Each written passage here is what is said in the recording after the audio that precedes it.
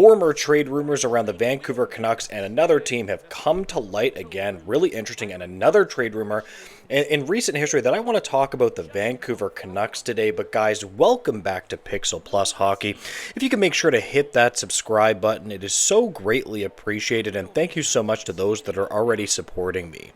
Now, with the Vancouver Canucks trading away Dakota Joshua, they've opened up a spot in their top 9. And listen, I probably would have just tried to keep him if I was the Vancouver Canucks. I like the way he plays. But again, I could end up being wrong about that because the whole philosophy is what if the Vancouver Canucks replace him with a better player, right? Like, what if they just get somebody that has a higher ceiling than Dakota Joshua, something like that. We've talked about Roslovic on this channel.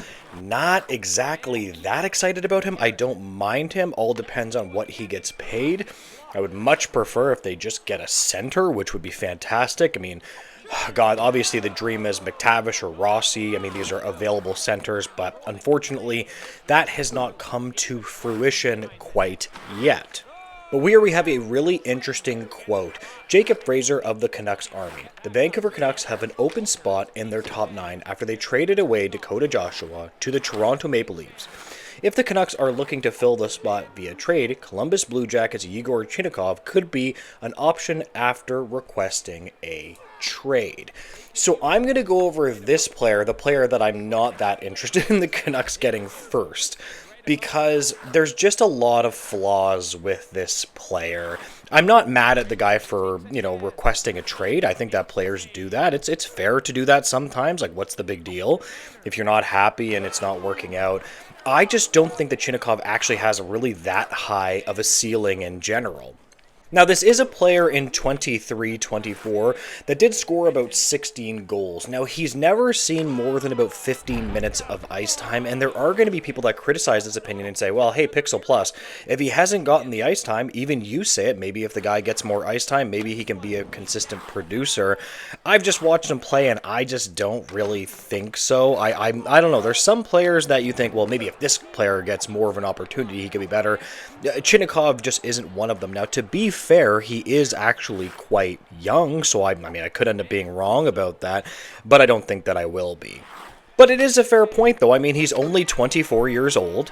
He's got a little bit of size, 6'1". He has, 16 goals in 50-odd games in 23-24. And you think, okay, maybe this guy could blossom into, a 55, 60-point forward.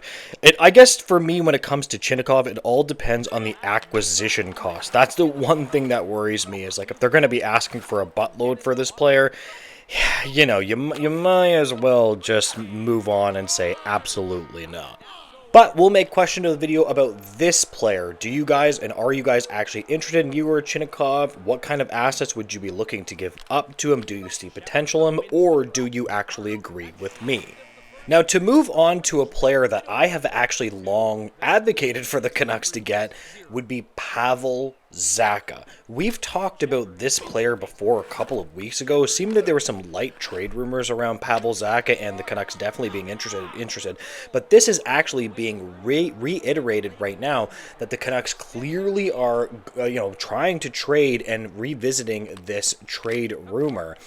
So here we have a quote. Are the Bruins revisiting Zacha trade talks? The Boston Bruins are exploring trade options for forward Pavel Zacha according to the fourth period, entering the final season of a deal with a $4.75 million cap hit. Zacha is drawing interest from the Vancouver Canucks and the Utah Hockey Club. So just for a correction for this quote, according to Puckpedia, he has 2 years left remaining, and I also checked Sport Track with this, and it says he actually has 2 years remaining. That's what I reported on my channel before, so unless they're incorrect, which I don't think that they are, he is actually an unrestricted free agent in 2027. So my take around this is what the Boston Bruins are doing here is they're testing the waters for a player that they think that they might not be looking to re-sign.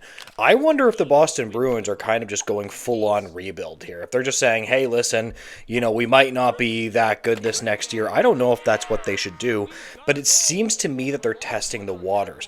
Another thing that they could be doing is they could be looking at, okay, the center market is horrible. We've talked about this on this channel all the time. Nobody has centers. I mean, think about it. The Maple Leafs are getting interest in Max Domi, according to James Myrtle. He can hardly even play center, and teams are calling on this player. I have no idea why, but that's just what the rumor is. So they're testing the waters and saying, we have a really good center here, maybe we can get a team to massively overpay for him. That's probably what they're thinking. And honestly, it's not a bad idea. Listen, if I was a team management and I had a player that I knew I may not actually re-sign, I might be thinking the same thing myself. And here's the thing, it does look like, thank God, that the Vancouver Canucks are all over the map in terms of centers, because as we've said before, they are continuing to push for Mason McTavish, which is really, really good. I don't know about you guys, I would way prefer Mason McTavish than Zaka. I like Zaka a lot, I think he's a really good center.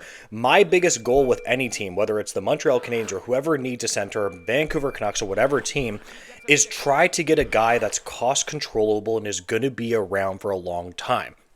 If you're going to overpay for a guy, that is a must. Because here's the thing. If you overpay for the guy, at least you got the guy for a while. You know what I mean? It infuriates me. Oh, a first-round selection, and the guy's gone the next year or something like that, or he's old, or he can't play anymore. That is always the most infuriating, and it's always the most infuriating to fans.